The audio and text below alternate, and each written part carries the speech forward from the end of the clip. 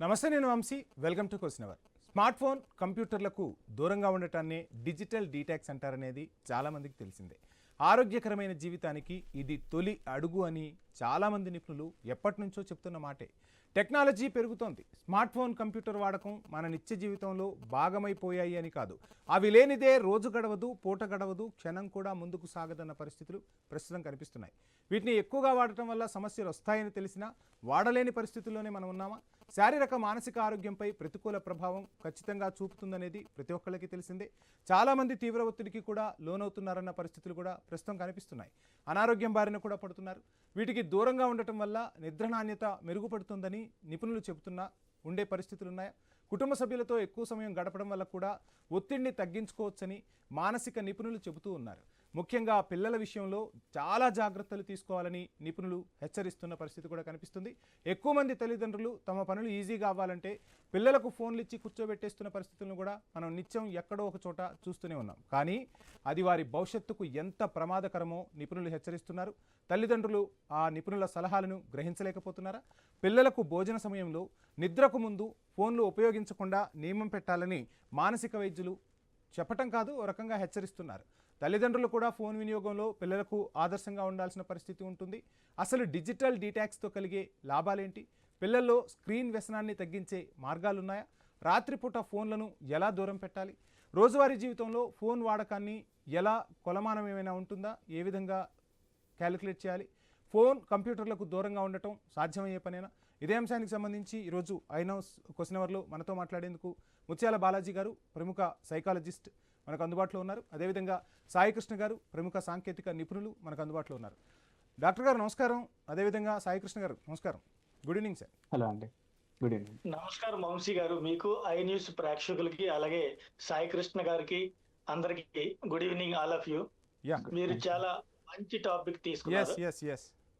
ఆ అంశం గురించే మాట్లాడబోతున్నాను. మీ ఇంట్లో, మా ఇంట్లో, ఎవరింట్లో చూసినా ఇప్పుడు పిల్లలకు ఒకప్పుడు చందమామ రావే, జాబిల్లి రావే అంటూ గోరుముద్దలు తినిపించిన పరిస్థితుల నుంచి ఈరోజు చేతిలో స్మార్ట్ ఫోన్ ఉంటే తప్ప పిల్లలు అన్నం తినని పరిస్థితులకు కూడా వచ్చేశారు. చాలా ప్రమాదకరమైన పరిస్థితి అని తెలిసినా తప్పని పరిస్థితులు కనిపిస్తున్నాయి.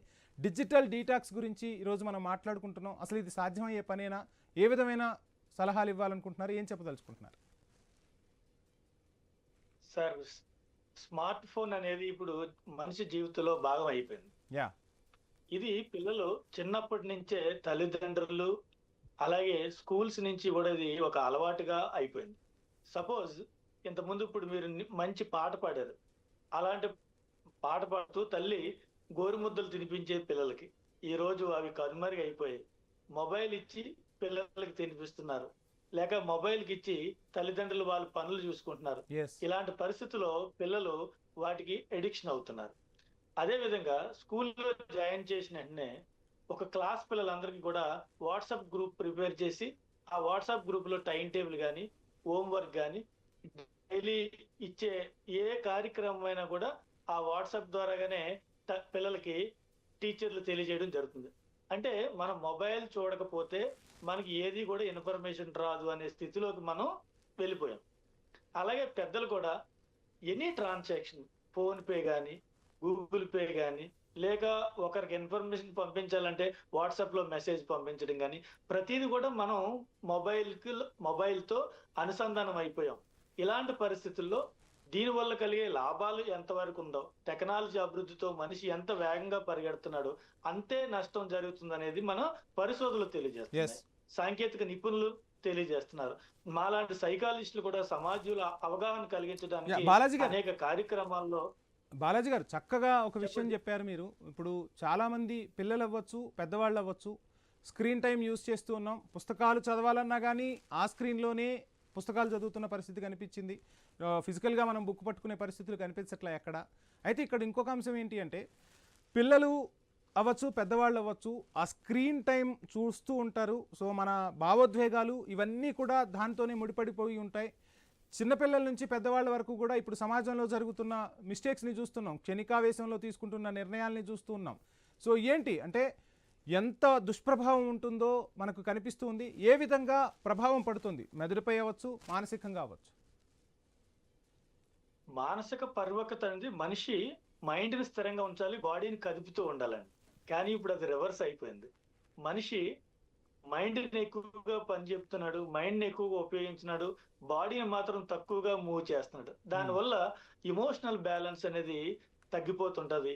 Perverted behaviour, anti social behaviour అంటే పేషెన్సీ లెవెల్ కోల్పోవడం, మనిషిలో ఉద్రేకం, అహంభావం, అహంకారం పెరిగిపోవడం, ఎవరితోనైనా మాట్లాడేటప్పుడు పేషెన్సీ లేకుండా చాలా అంటే యాటిట్యూడ్ చూపించడం, ఉద్రేకపూర్వమైన ప్రవర్తనతో ఉండడం అనేది జరుగుతుంటదండి. ఇలాంటి వాటికి మనం ఒక ప్లానింగ్ ద్వారాగా, ఒక టైం టేబుల్ ద్వారాగా పిల్లలకి ఏ టైంలో మనం మొబైల్ ఇవ్వాలి, ఎప్పుడు మొబైల్ ఉపయోగించుకోవాలి, ఎప్పుడు మొబైల్ దూరంగా పెట్టుకోవాలని తల్లిదండ్రులు గాని, అలాగే పెద్దలు గాని ఒక టైం టేబుల్ పెట్టుకొని చేసినట్లయితే ఈ డిటెక్షన్ అన్నారు కదా, ఈ డిటెక్షన్ అనేది జరుగుతుంది. యా కాబట్టి ముఖ్యంగా ముఖ్యంగా ఈ సోషల్ మీడియా ప్రభావం చాలా ఎక్కువగా ఉంది. ఈ మధ్య global health quotient survey conduct చేసింది. ప్రతి నలుగురిలో ఒక పిల్లవాడికి ఏదో ఒక రకమైన యాంగ్జైటీ గాని, డిప్రెషన్ గాని, స్ట్రెస్ గాని గురవుతున్నారని ఆ సర్వే చెప్తుంది. ఎస్ దాంట్లో కారణాలంటే మూడు. ఒకటి smart mobile, 2 junk foods, 3 loneliness. ఈ రోజులో పిల్లలు ఎవరితో మాట్లాడలేదు, ఉంటే లోన్లీగా ఉంటారు, లేకపోతే మొబైల్ చూస్తారు. పక్క వాళ్ళతో మాట్లాడడానికి అవకాశం లేదు, ఫ్యామిలీ మెంబర్స్ మాట్లాడడానికి అవకాశం లేదు, నైబర్స్ తో మాట్లాడే అవకాశం లేదు. ఈవెన్ మాట్లాడిన కూడా ఫోన్ లో మాట్లాడుతున్నారు. Yeah. ఒక ఫ్రెండ్ తో నేచురల్ గా కూర్చొని ఇద్దరు షేర్ చేసుకొని వాళ్ళ యొక్క మనోభావాలను ఫ్రెండ్ వరకు వెళ్ళారు. అవకాశం లేదు. కుటుంబ సభ్యులే ఫోన్లలో మాట్లాడుకొని జూమ్ కాల్స్ లో మాట్లాడుకుంటున్న పరిస్థితులు కూడా కనిపిస్తున్నాయి సార్.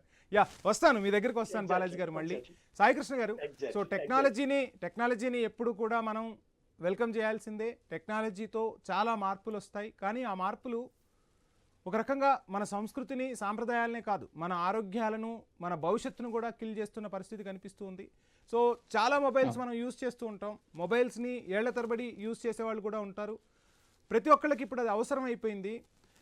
మొబైల్స్ ఎక్కువగా యూజ్ చేయటం వల్ల ఇక్కడ అంటే నేను మీకు చూపిస్తున్న పార్ట్స్ ఏవైతే ఉన్నాయో ఇక్కడి నుంచి ఇక్కడి వరకు పెయిన్ వస్తుంది అని కూడా చాలామంది చెప్తున్నారు. అంటే ఈ రేడియేషన్ అనేది డైరెక్ట్గా ఏమైనా వెళ్ళే అవకాశాలు ఉంటాయా? ఇది ఎంతవరకు అవకాశం ఉంటుంది? సో ఎంత స్క్రీన్ టైం వాడచ్చు, ఎటువంటి జాగ్రత్తలు తీసుకోవచ్చు, ఏం చెప్తారు? ఇప్పుడు టెక్నాలజీ వాడకూడదు అని అయితే ఉండదండి ఇంకా ఈ రోజులో. మనం ఎప్పుడైతే ఇప్పుడు ఫర్ ఎగ్జాంపుల్ ఇప్పుడు మనం ఇంటర్వ్యూ చేస్తుంది కూడా వర్చువల్ గానే, so we are using technology. So technology వాడకూడదు అనే ఆప్షన్ లేదండి. So first step is always we are living, మనం బతుకుతున్నది ఈ రోజు అటెన్షన్ ఎకానమీలో. ఇప్పుడు ఫర్ ఎగ్జాంపుల్ మీ దగ్గర ల్యాప్టాప్స్ ఉన్నాయి, టీవీలు ఉన్నాయి, డెస్క్టాప్లు ఉన్నాయి, ఫోన్లు ఉన్నాయి. కానీ ఫోన్లకి, ఐప్యాడ్లకి మాత్రమే ఎందుకు అంటే జనాలు అడిక్ట్ అయిపోతున్నారు అంటే, సో ఇక్కడ మనం చూడాల్సింది ఒకటండి, ఈ అప్లికేషన్స్ తయారు చేసినప్పుడు కానీ, టెక్నాలజీ డెవలప్ చేసినప్పుడు కానీ వాళ్ళు ఈ అటెన్షన్ ఎకానమీని దృష్టిలో ఉంచుకొని అప్లికేషన్స్ తయారు చేస్తున్నారు. సో ఇప్పుడు డిజిటల్ డీటాక్స్ అంటే ఏంటి? ఇప్పుడు ఈ టెక్నాలజీని పక్కకు పడేయమనో, ఫోన్లు మరి ఇంకా వాడకూడదనో ఇది కాదండి. అంటే టెక్నాలజీని మనం కంట్రోల్ చేయాలి కానీ టెక్నాలజీ మనల్ని కంట్రోల్ చేయకూడదు. ఆ ముఖ్య ఉద్దేశంతో ఈ డిజిటల్ డీటాక్స్ అనే కాన్సెప్ట్ తీసుకొచ్చారు. Too much of anything is too bad. అంటే ఎంతవరకు ఎంత వాడాలి, అది ఎంతవరకు సేఫ్ లిమిట్స్ లో వాడాలి అనేది ఆ కేటగరైజేషన్ ఇండివిజువల్ క్రియేట్ చేసుకోవాలి. So first thing, attention economy అంటే ఏం చెప్పామండి, మన సమయమే వాళ్ళకి ఆదాయం. ఇప్పుడు మీరు ఇన్స్టాగ్రామ్ లో వెళ్ళారనుకోండి, మీకు ఇన్ఫినిట్ స్క్రోల్ లూప్ అంటాం దాన్ని. అంటే మీరు డూమ్ స్క్రోలింగ్ అంటారు. ఇప్పుడు ఫర్ ఎగ్జాంపుల్ ఇన్స్టాగ్రామ్ లో మీరు స్వైప్ చేస్తూ ఉంటే మీరు దేని గురించి చూస్తున్నారు ఇన్స్టాగ్రామ్, మనకి ఆన్సర్ ఉండదు. But we are continuously scrolling. And దానికి ఎక్కడైనా ఆగుతుందా అంటే ఆగదు. మీరు ఎంత స్క్రోల్ చేస్తే కంటెంట్ అంత వస్తుంది. ఇప్పుడు ఒక వెబ్సైట్కి వెళ్ళారనుకోండి, పేజ్ డౌన్ వరకు లాస్ట్ వరకు వెళ్ళి కంటెంట్ కాంటాక్ట్ అస్ అని రాగానే ఇంకా పేజ్ అయిపోయింది కాబట్టి ఒక 2 minutes కన్నా ఎక్కువసేపు స్పెండ్ చేయరు ఒక వెబ్సైట్ మీద. అదే ఇలాంటి ఇన్స్టాగ్రామ్ లాంటి అప్లికేషన్స్ లో ఎలా చేస్తున్నారు అంటే, వాళ్ళు వాడే కలర్ కానీ, వాళ్ళు వాడే ఇంటర్ఫేస్ కానీ, ఎవ్రీథింగ్ ఈజ్ కంటెంట్ కూడా అండి. మీకు కనిపించే కంటెంట్ అల్గోరిథం ఏదైతే ఉంటుందో కనుక ప్రతిదీ కూడా మీ బ్రెయిన్ ట్రిగర్ చేసేది. ఇందాక మన డాక్టర్ గారు చెప్పినట్టు ఫస్ట్ థింగ్ ఏంటంటే మెదడు ఫస్ట్ ప్రశాంతంగా ఉండాలి, బాడీ కదలాలి. బట్ ఈ రోజు హైపర్ యాక్టివిటీ, మీకు ఇన్ఫర్మేషన్ ఎంత కన్జ్యూమ్ చేస్తున్నారంటే దాంట్లో నిజంగా మీకు అవసరమైంది ఎంతో తెలియదు. మార్నింగ్ 3 o'clock 4 o'clock ఫోన్ చూస్తుంటారు, ఎర్లీ మార్నింగ్, పిల్లలైనా పెద్దోళ్ళైనా. ఆ టైంకి ఎవరో ఇండోనేషియాలోనో ఎక్కడో చేపలు పడుతుంటాడు, లేకపోతే ఇల్లు కడుతుంటాడు. నిజంగా ఆ కంటెంట్ వల్ల ఏమైనా యూజ్ ఉంటుందా మనకంటే లేదు. You are overloading your brain with and information. And and Sai Krishna గారు దానివల్ల ఇంకొక అంశం కూడా చాలా మందిని వేధిస్తున్న అంశం, చెప్పండి. ప్రశ్నిస్తున్న అంశం జనాలు కూడా, మనం ఏదో ఒక థింగ్ ఇంట్లోకో మనకు పర్సనల్గానో ఏదో బై చేయాలని మనం ఎక్కడో ఫ్లిప్కార్ట్లోనో అమెజాన్లోనో ఫేస్బుక్లోనో ఎక్కడో చూస్తాం. ఇక మనం ఎక్కడికి వెళ్ళినా ఏ వెబ్సైట్లోకి వెళ్ళినా అదే మనకు ముందు కనపడుతూ ఉంటుంది. అది కొనే వరకు వదలదన్నట్టుగా, అసలు ఇక నువ్వు ఎంత దూరం వెళ్తావో నేను అంత దూరం నీతో ట్రావెల్ అవుతూ ఉంటుంది. ఖచ్చితంగా టెంప్ట్ అయ్యి కొనే వరకు కూడా మనని వదిలిపెట్టని పరిస్థితులు కనిపిస్తున్నాయి. అంటే మన జీవితం అంతా కూడా అందులోకి వెళ్ళిపోయిందా? మన నిర్ణయాలను కూడా అది ప్రభావితం చేస్తుందా? దీన్ని ఎలా రిస్ట్రిక్ట్ చేసుకోవాలి మనం? ఇది రిస్ట్రిక్షన్ అంటే అండి, దీంట్లో కొన్ని మనకి ఆప్షన్స్ ఉంటాయి సెట్టింగ్స్ లో. ప్రైవసీ ఆప్షన్స్ ఉంటాయి, డేటా షేరింగ్ ఆప్షన్స్ ఉంటాయి, డేటా బ్రోకర్స్ అని ఉంటారు. మీరు కరెక్ట్ వ్యాలిడ్ పాయింట్ తీసుకొచ్చారు. మీకు ఇప్పుడు ఇందాక నేను ఏం చెప్పాను, అటెన్షన్ ఎకానమీ అని చెప్పాను. అంటే మన యూటిలైజేషన్ బట్టి వాళ్ళకి అమౌంట్. ఇప్పుడు ఫర్ ఎగ్జాంపుల్ ఇన్స్టాగ్రామ్ ఒక 100 కోట్లు పెట్టి వాడు కంపెనీ రన్ చేస్తున్నాడు అనుకో, మనకి ఫ్రీగా ఎందుకు ఇస్తున్నాడు? ఇంతమంది కోట్ల మందికి ఎందుకు ఫ్రీగా ఇస్తున్నాడు? డేటా కోసం ఆ పని. సో ఈ డేటాని బ్రోకర్స్ కి అదేంటి ఇచ్చినప్పుడు వాళ్ళు డిఫరెంట్ షాపింగ్ ప్లాట్ఫామ్స్ తో షేర్ చేసి రియల్ టైమ్ ఇన్ఫర్మేషన్ సింక్ ఉంటుంది. సో ఫర్ ఎగ్జాంపుల్ ఒక పర్సన్ ఈజ్ ఆల్వేస్ ఒక పలానా బ్రాండ్ కి డైరెక్ట్ అవుతున్నాడు, పలానా బ్రాండ్ పర్చేస్ చేస్తున్నాడు, గూగుల్ సెర్చ్ చేస్తున్నాడు అంటే ఆ ఇన్ఫర్మేషన్ కలెక్ట్ చేసుకొని అతను ఎలాంటి బయింగ్ ప్యాటర్న్స్ ఉంటాయో అది కూడా క్యాల్కులేట్ చేస్తున్నారు అనమాట బ్యాక్ ఎండ్ లో. So that is one of key differentiator. ఇప్పుడు మీరు అన్నట్టు మన ఆలోచనలు కూడా మన డెసిషన్స్ ని కూడా ప్రభావితం చేసే స్థాయికి టెక్నాలజీ ఎదిగింది. సో అది ఎలా అంటే డేటా. సో మీరు ఎలా దాన్ని వాడుతున్నారు, ఏం కంటెంట్ కన్జ్యూమ్ చేస్తున్నారు, ఎలాంటి కంటెంట్ కన్జ్యూమ్ చేస్తున్నారు, ఎంతసేపు కన్జ్యూమ్ చేస్తున్నారు, ఏ అప్లికేషన్ మీరు కన్జ్యూమ్ చేస్తున్నారు, ఈ ఇన్ఫర్మేషన్ ని బట్టి తీసుకొని వస్తారు. వీటి వల్ల ఇప్పుడు మీరు నెగిటివ్ ఎఫెక్ట్స్ అంటారా, చాలా ఉంటాయి. ఫస్ట్ థింగ్ నిద్రలేమితనం అండి. So first always your mind gets in to scattered mode. So మీ సర్కేడియన్ రిథమ్ దెబ్బతింటదండి. సో ఈ బ్లూ లైట్ ఏదైతే ఉంటుందో ఫోన్ లో, దాని వల్ల సర్కేడియన్ రిథమ్ అంటారు. డాక్టర్ గారు ఇంకా సాయి కృష్ణ గారు వస్తాను మళ్ళీ మీ దగ్గరికి వస్తాను. డాక్టర్ గారు ఒక రకంగా మనం చూస్తే ఇప్పుడు సాయి కృష్ణ గారు చెప్తున్నట్టుగా రకరకాల అంశాలు తెరపైకి వస్తున్నాయి. అసలు మొబైల్స్ కానీ కంప్యూటర్స్ కానీ ఇవి లేకుండా మనం ముందుకు వెళ్ళలేము లైఫ్లో. అండ్ పిల్లలకు పెద్దలకు సంబంధించి కూడా, పిల్లలకు అసలు ఎంతసేపు స్క్రీన్ టైం ఉండాలి? ఇప్పుడు కంపల్సరీ మీరు చెప్తున్నట్టుగా ఈవెన్ వాళ్ళ టైం టేబుల్ కానీ వాళ్ళ స్కూల్లో జరిగే అంశాలన్నీ కూడా త్రూ వాట్సాపే వస్తుంటాయి, అవి పేరెంట్స్ చూస్తూ ఉంటారు. బట్ ఆ నాలెడ్జ్ లేకపోయినా పిల్లలు వాళ్ళ ముందు మాట్లాడుతూ ఉంటే ఈ పిల్లలు డల్గా ఉండాల్సి వస్తుంటుంది, కామ్గా ఉండాల్సి వచ్చిన పరిస్థితులు కనిపిస్తూ ఉంటాయి. అసలు ఎంతసేపు స్క్రీన్ టైం పిల్లలకు ఉండాలి? ఇక పెద్దల గురించి మనం చూస్తే మార్నింగ్ ఉదయం లేచిన దగ్గర నుంచి పడుకునేటప్పుడే మొబైల్ పక్కన ఉంటుంది, దానికి కూడా అప్పుడే రెస్ట్. సో అసలు ఎంతసేపు స్క్రీన్ టైం ఉండాలంటారు, ఏం చెప్తారు? సాయి కృష్ణ గారు చాలా బాగా చెప్పారండి. మనల్ని అట్రాక్ట్ చేసే విధంగా వాళ్ళు ప్రోగ్రామ్స్ డిజైన్ చేస్తారు. మనకు తెలియకుండానే ఒక ప్రోగ్రామ్ చూస్తాం, దాని తర్వాత మనకి ఇంట్రెస్ట్ అయిన ప్రోగ్రామ్స్ అన్ని కూడా వస్తుంటాయి. మనకు కావాల్సినటువంటి ప్రోగ్రామ్స్ అన్ని కూడా సెన్సార్ ద్వారాగా వస్తుంటాయి. మన మైండ్ వాటికి ఎడిక్ట్ అయ్యి మరలా అవే చూడాలని కోరుకుంటుంది. మన బ్రెయిన్ ఎప్పుడు కూడా ప్లెజర్ ప్రిన్సిపల్ మీదే పనిచేస్తున్నాడు. దానికి ఆనందం కావాలి. ఆనందం కొరకు ఏ విధంగా ఏం చేస్తున్నాం అనేది దానికి అవసరం లేదు. ఇప్పుడు సపోజ్ ఇష్టమైన ప్రోగ్రామ్ చూస్తే అటువంటి ప్రోగ్రామ్స్, నెంబర్ ఆఫ్ ప్రోగ్రామ్స్ మనకి యూట్యూబ్ లో కానీ వస్తుంటాయి. సో ఒకటి చూసిన తర్వాత ఇంకోటి మరలా కంటిన్యూ చేస్తుంటాం. ఇంతకుముందు ఒక వ్యక్తిని జైల్లో పెడితే సెల్లో పెట్టారు అనేవాళ్ళు. ఇప్పుడు మనం ఆటోమేటిక్ గా మనకు తెలియకుండానే మనం సెల్లోకి వెళ్ళిపోయాం. అంటే ఇప్పుడు మనం సెల్లో ఖైదీలోగానే ఉన్నాం అనమాట. సో ఇలాంటి పరిస్థితులు ఏంటి, ఇన్ని గంటలు చూడాలని కాదండి, ఇన్ని గంటలని ఒక లిమిట్ లేదు. ఒక ఎక్స్పెరిమెంట్, ఒక సర్వే ఏం చెప్తుందంటే ప్రతి మనిషికి రోజుకి కనీసం 80 సార్లు మొబైల్ వైపు చూస్తాడటండి.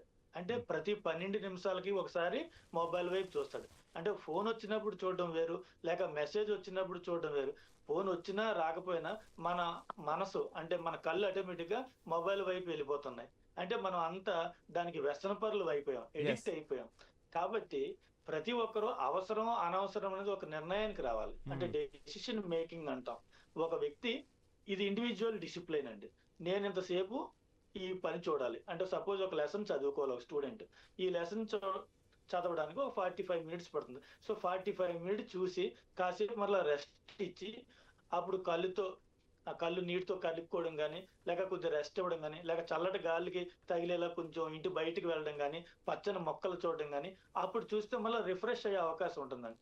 ఇప్పుడు ఏమైపోయిందంటే సింపుల్ గా ఒకే రూమ్ లో కూర్చొని గంటల తరబడి మొబైల్ చూస్తున్నారు, లేక కంప్యూటర్ స్క్రీన్ టైం అలా చూస్తూనే ఉంటున్నారు. సో మనం కూడా అలా చూడకపోతే మనకేం తొయ్యట్లేదు, అలాంటి పరిస్థితి వచ్చేసింది. కొన్నిసార్లు మనం రీల్స్ లో చూస్తున్నాం, ఒక అబ్బాయి మొబైల్ అలాగా వేళ్ళు ఆడిస్తూనే ఉంటాడు. అంటే ఈ గేమ్లు ఆడడం అలవాటు అయిపోయి ఆ ఫింగర్స్ అలాగా మూవ్ చేయడం అలవాటు అయిపోయింది.